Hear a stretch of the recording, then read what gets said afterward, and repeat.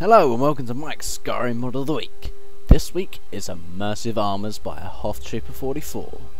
This mod adds a staggering 22 new lore-friendly armors to the game, which is fully integrated into quests and leveled lists. This is definitely one of my favourite all-time armor mods. Definitely endorse the crap out of this one. I can't do without this mod in every game that I play. All the armors are just 100% absolutely beautiful, staggeringly well done, and they fit so well into the game in every aspect.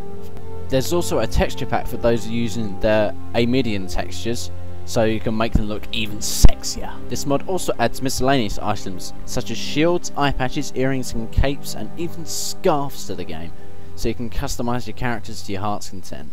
This mod is also always in my load order because it has compatibility patches with Skyrim, which is one of my favourite overhauls of all time. It just adds so much more to the game than what you would have in vanilla, and a lot more choice of armors for you to use.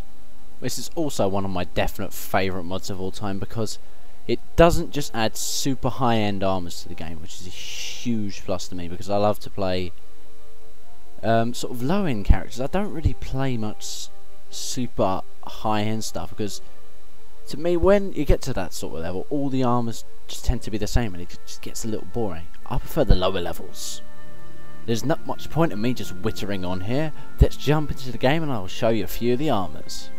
Hello, we're back in Skyrim. I'm going to show you some armors from the immersive mods. But yeah, that thing. As I have. Yeah! You may be able to hear the dog in the background, but who cares?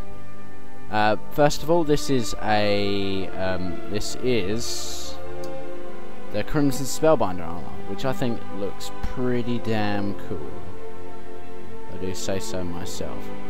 Bits of the Witcher 2 armor in there as well. Nice mashup, isn't it? Then we have Dragonhide armor. This is a robe, so you can enchant it with whatever you want. Whatever you want. Really good, fantastic textures all around. Fits right in with the game.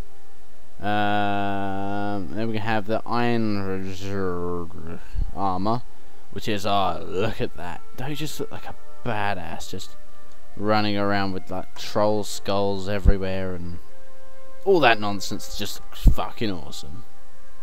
Hedge Knight armor is next, which is, I think this fits in quite well with the Imperials.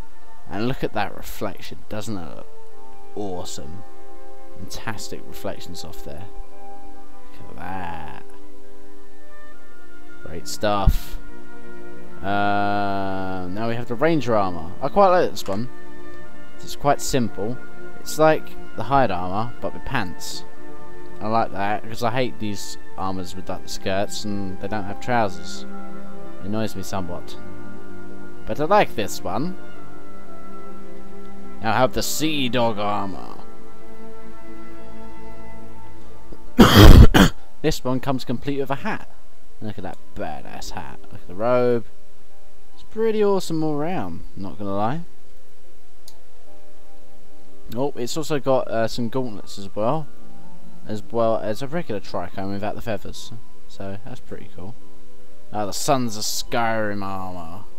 Oh, let's get rid of all these. That's a badass looking armor set, actually. Oh, so okay, so apparently there isn't a helmet. Just look at that. Doesn't that look freaking awesome?